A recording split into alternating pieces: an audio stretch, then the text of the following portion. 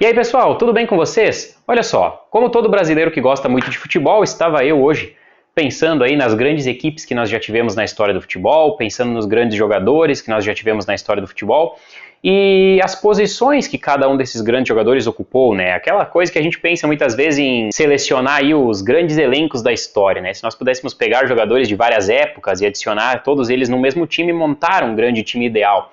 Isso muita gente já fez, muita gente já conversou sobre isso. Garanto que se tu gosta de futebol, tu com certeza já fez isso com um amigo teu também, ou uma amiga, enfim, seja como for. E pensando nisso, eu tive um insight, né? Enquanto eu pensava sobre essa questão das posições do futebol, eu tive um insight em comparar e fazer uma analogia entre as posições do futebol, dos jogadores de futebol, e os tipos de investimento que nós temos para podermos aplicar o nosso dinheiro por aí. E eu cheguei a uma conclusão bem interessante do que a gente pode raciocinar, de como a gente pode comparar os times de futebol, as posições dos jogadores de futebol com os tipos de investimento que nós temos. E é isso que eu quero compartilhar com vocês nesse vídeo. Então, já deixa o like aí no vídeo, se inscreve no canal se não está inscrito, ativa as notificações para receber todo vídeo novo que eu publicar e vem comigo para a gente conversar um pouquinho sobre futebol e investimento, juntando uma das coisas que o brasileiro mais ama, que é o futebol, com uma das coisas que o brasileiro menos faz, porém mais deveria fazer, que é investir o seu dinheiro. Vem comigo!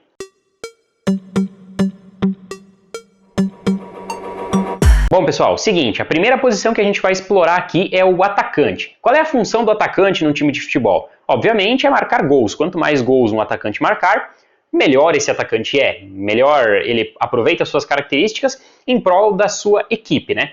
E no mundo dos investimentos, o que a gente pode considerar como um atacante? É aquele investimento que ele pode te proporcionar uma alta rentabilidade. E geralmente, né, quase em 100% dos casos praticamente, esses investimentos eles estão relacionados com aquelas aplicações, aqueles ativos que têm uma alta volatilidade. Então, da mesma maneira que esse investimento, que é o nosso atacante do time, ele pode nos proporcionar uma rentabilidade altíssima, num espaço de tempo muitas vezes curto, ele também pode nos proporcionar perdas elevadas, né? Então, ela tem essa questão. E a gente vai atrelar isso à renda variável. E a gente está falando de ações, fundos imobiliários, criptoativos, que nos últimos anos têm crescido muito, né, com destaque aí para Bitcoin e Ethereum, mas o Bitcoin num patamar mais elevado, porque ele foi a primeira criptomoeda, o primeiro criptoativo e até hoje o mais importante de todos. Então, que tem em comum todos esses ativos? Em comum eles têm que eles podem proporcionar rentabilidades muito grandes em espaços de tempo curtos. E aí a gente consegue uma multiplicação de capital bastante interessante. Se nós analisarmos algumas empresas em específico, se nós analisarmos o próprio Bitcoin, desde que ele começou a ser negociado até hoje, a gente vai ter uma variação de milhares e milhares de pontos percentuais em relação ao preço que ele começou sendo negociado. Inclusive existe o famoso Pizza Day, né, que foi a primeira transação realizada com Bitcoins na história, no qual uma pessoa comprou 2 pizzas pagando essas 2 pizzas com 10 mil Bitcoins. Se nós pegássemos 10 mil Bitcoins na cotação de hoje, eu vou pegar a cotação do dia que eu estiver gravando esse vídeo, provavelmente é possível comprar todas as pizzarias do Brasil ou até mais do que isso, né? Então, é isso que eu me refiro quando eu digo que pode ter grandes volatilidades e grandes ganhos ou mesmo grandes perdas, porque no meio desse caminho o Bitcoin também ele cai bastante, né? Às vezes ele cai 50%, 60% em questão de 1 ou 2 meses. Então são investimentos voláteis de bastante risco, mas que podem proporcionar grandes ganhos. Agora, pessoal, a gente volta um pouquinho e vai falar sobre os meio-campistas. O que os meio-campistas fazem em um time de futebol? Eles fazem a transição, basicamente, né? A gente, pelo próprio nome, a gente pode saber, meio-campista, ele está ali na parte central do gramado. Ele faz a transição principalmente entre a parte de trás do time, que é a defesa, e a parte da frente do time, que é o ataque, onde a gente tem os nossos atacantes, os nossos centroavantes. Eles têm tanto um papel defensivo quanto um papel ofensivo. Alguns têm características mais para a ofensividade, outros mais para a defensividade, mas a gente está falando aí de time de futebol, de posição e de jogadores. No mundo dos investimentos, quais são os investimentos que a gente fala que é os meio-campistas, né? Que eu pensei em fazer uma analogia com os meio-campistas do futebol. São aqueles investimentos que eles podem tanto nos oferecer rentabilidades elevadas, tanto podem ser atacantes, quanto podem preservar a nossa rentabilidade em um momento de pânico no mercado, por exemplo. E o que vai influenciar para saber se esse tipo de investimento vai ser um atacante ou um armador, digamos assim, ou um volante, vai ser a condição do mercado e da economia como um todo. Esses tipos de investimento eu classifiquei aqui principalmente os títulos públicos pré-fixados ou os títulos públicos que têm a indexação a algum índice mais uma taxa fixa pré-determinada também. Por exemplo, a gente tem os títulos do Tesouro Direto aqui do Brasil, né, da dívida pública brasileira, pré-fixados, né, tem uma taxa pré-determinada, e a gente tem também os títulos indexados à inflação. Hoje em dia, inclusive, eu já gravei um vídeo falando sobre isso, eles estão oferecendo rentabilidades muito boas, esses indexados à inflação, pagando aí em torno de 6,5% ao ano e mais a variação do IPCA. Então, nesse sentido de garantir uma rentabilidade, independentemente das condições que estiverem ocorrendo no mercado, eles são mais volantes, digamos assim, eles protegem mais a nossa rentabilidade geral. Porém, eles podem ser também os nossos atacantes. E quando que isso vai ocorrer? Conforme a marcação a mercado atuar em cima dos preços dos títulos. Para quem não sabe, quando a gente compra um título público do governo federal, um título da dívida pública, a gente não está simplesmente colocando dinheiro como a gente faz na poupança, por exemplo, e permitindo que o banco utilize esse dinheiro para emprestar para outras pessoas. Não é bem assim. Nos títulos públicos, a gente compra um título público, a gente compra uma parte de um título público. Esse preço que a gente paga no título público, ele pode oscilar tanto para mais quanto para menos do que aquilo que a gente pagou por ele na data da nossa aquisição.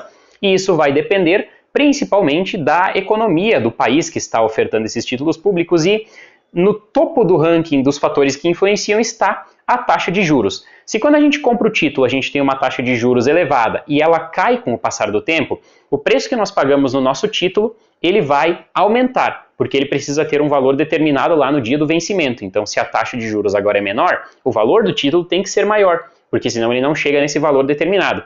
Se o movimento oposto ocorrer e a taxa de juros aumentar em relação à época que nós adquirimos o nosso título, então o preço do título ele vai ter que cair, porque agora como a taxa de juros é maior, ele vai valer mais do que deveria valer lá no dia do vencimento. E esse valor é sempre um valor já pré-determinado, né? No dia do vencimento o título vai valer R$1.000. No caso dos pré-fixados, exatamente R$1.000. Nos casos dos indexados à inflação, eles vão valer R$1.000 lá do ano 2000, corrigidos pela inflação do período. Então é basicamente isso que acontece. Ele pode ser um atacante, dependendo das condições de mercado, né, pode oscilar para mais ou para menos, né, a gente pode ter ganhos ou perdas relativamente parecidas com as da renda variável, ou eles podem ser mais defensivos quando as condições do mercado não se alteram tanto e a gente já tem uma previsibilidade de quanto nós vamos ganhar. Continuamos voltando na posição do gramado, pessoal, e chegamos nos zagueiros. No time de futebol é aquele responsável por defender o nosso gol, né, responsável por impedir que os atacantes do time adversário atinjam o nosso gol. No mundo dos investimentos, quem que eu classifico como zagueiro? O zagueiro do mundo dos investimentos é aquele investimento que vai equilibrar o jogo em relação ao que os atacantes estão fazendo. Eles terão, geralmente, movimentos mais suaves e contracíclicos, na maioria das vezes também, ao menos do meu ponto de vista, né?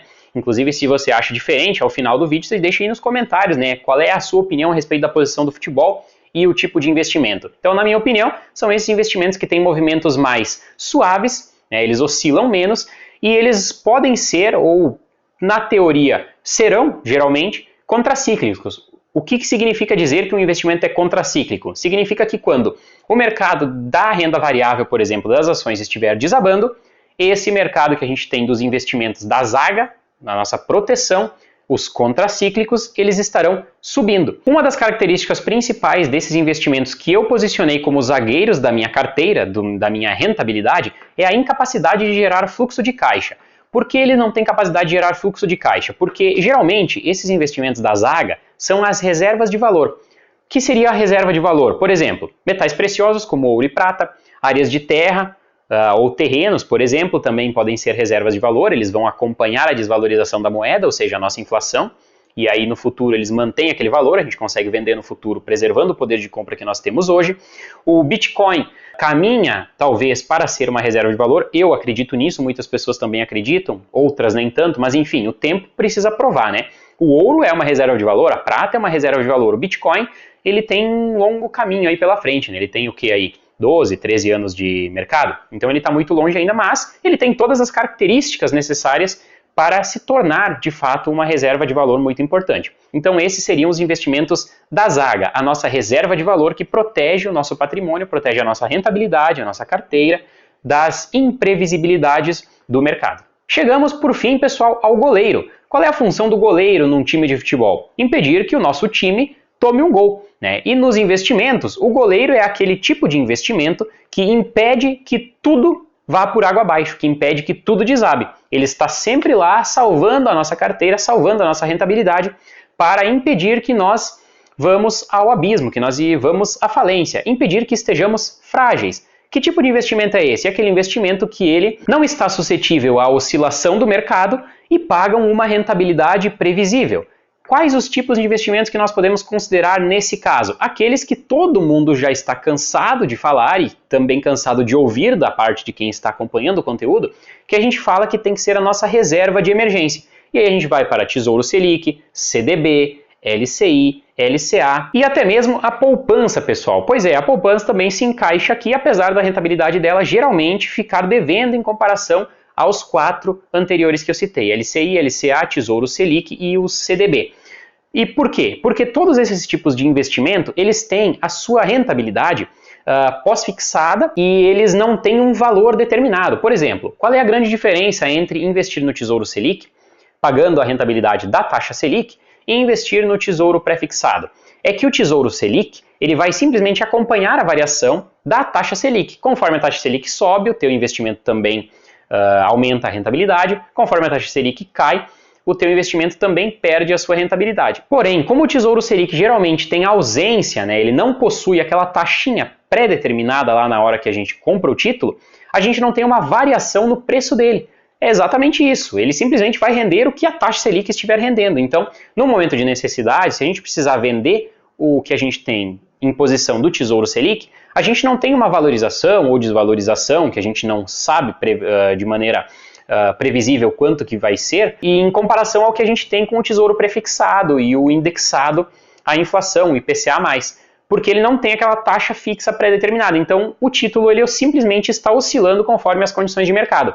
Num CDB, a gente simplesmente empresta dinheiro para o banco, a gente não está comprando nada, está simplesmente emprestando dinheiro. Então, a nossa rentabilidade ela já é conhecida e geralmente também está atrelada aí à taxa Selic. Numa LCI e numa LCA, a mesma coisa que um CDB, ainda contando com a ausência do imposto de renda, no caso da LCI e da LCA. E no caso da poupança, também não paga imposto de renda e a sua rentabilidade também geralmente acompanha as taxas de juros aí do mercado, porém, a forma do cálculo é um pouco diferente, ela acaba ficando um pouquinho inferior, na grande maioria das vezes, ao que é um CDB, LCI, LCA e Tesouro Selic, por exemplo, para não ficar repetindo sempre a mesma coisa por aqui. Então, o nosso goleiro são os investimentos que a gente sabe que pode contar com eles em qualquer momento. A gente consegue transformar eles em dinheiro rapidamente, ou seja, eles têm muita liquidez e eles têm bastante segurança. Rentabilidade não é o ponto forte deles, isso a gente deixa para os atacantes e para os meio-campistas mais armadores. Tá certo, pessoal? Me conta nos comentários aí o que tu achou dessa minha analogia entre futebol, posições dos jogadores de futebol no campo e os tipos de investimento. Pensou em mais alguma que eu não falei aqui enquanto eu comentava sobre isso no vídeo? Deixa aí nos comentários, conversa comigo, vamos conversar um pouquinho, trazer um debate saudável aqui para o YouTube e até um próximo vídeo. Tchau, tchau!